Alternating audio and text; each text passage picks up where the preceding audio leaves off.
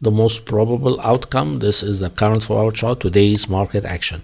But a bit earlier, you're gonna have a lower shoulder, so a lower head, you're gonna have a higher head. That's all I think this is about. You're gonna reject at the lower boundary of the sorry, of the ending diagonal. Okay, and we're going to go down to 145 and 146 and 147.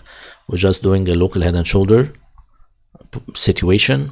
We are momentum traders. We go with the flow, so we always respect the momentum plot very, very much, because this is what will make us money if our money is online in the trade. It just works with momentum. Okay, so we were looking at that 1-hour chart, a 1-day chart, sorry, and we are trading this Elliott structure. This is the higher degree filter in which we're trading. This is a daily chart. There's a 1, 2, there's a 3, 4, there's a 5 is not yet finished. We think maybe it is finished, but usually it is not yet finished. You would want to buy gold at 1,770. I don't know now if it is at 1,770. So if you leave any limit order entry at 1,770, it will get filled. Maybe it will get filled towards the end of the week, maybe get filled next week. It will get filled, but you filled probably at the best level, and even you may get 1,765. So buy gold now is actually correct by saying that you will leave a limit entry order, not actually execute it right now. I believe gold is higher than 1,770. You just execute it by leaving an order at, that's my take again on it. Everyone would have to do their own due diligence, please. You can leave an order at 1,770. It will fill whenever, of course, you leave a time limit for this order, at least more than 1 week. It will fill whenever it fills. It's an excellent entry. I think with a stop at 1,720, should see 1,920 in maybe 2 months' time. Of course, you can close out the order once you see 1,840 or whatever level you like. All right. So we expect this rejection. We're back to this sterling against the yen. We expect rejection at that level 1. This is 152.67. So until we have a different momentum picture, we have a positive momentum on the 1 hour, which we're not having at this point. We had it earlier in that 4A. Now there's a 4B. Let's see what 4C does. We expect we're just doing that shoulder. We're going to be going for 4C.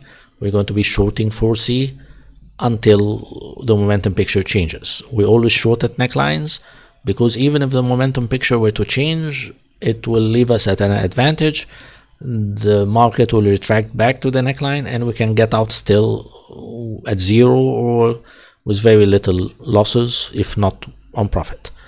This is what we're seeing now on the 4-hour chart. Again, we're just seeing a 4A has already completed.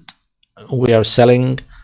That's exactly the trigger that we're using. We are selling at overbought levels. We're selling overbought momentum rejection at overbought levels. This happened in 4A.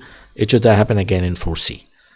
All right, so our best entries, of course, are going to be 152.5, top of that 4A here, and maybe slightly lower if we have confirmation.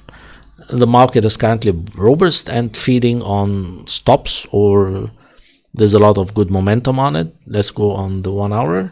So tomorrow there's going to be gross domestic product released in United Kingdom. Maybe someone knows something and we don't.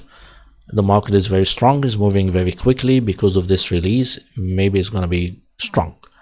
So we would want to make a buy. And right now we were there just a while earlier. There's an AB, there's going to be a C. Okay, so this market is actually deciding to do a wave 3 without doing that correction into 4. Does not want to give anybody any chances to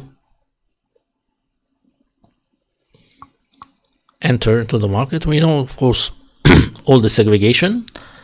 So we know there is a 1, 2, there's a 3. You know, there's a 1, 2, there's a 3. It's going to be a 4.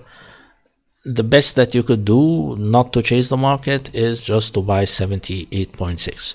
You're looking at 78.6, 151. There's going to be a retraction. We're going to a neckline, approaching a neckline. There will definitely be an retraction into 4.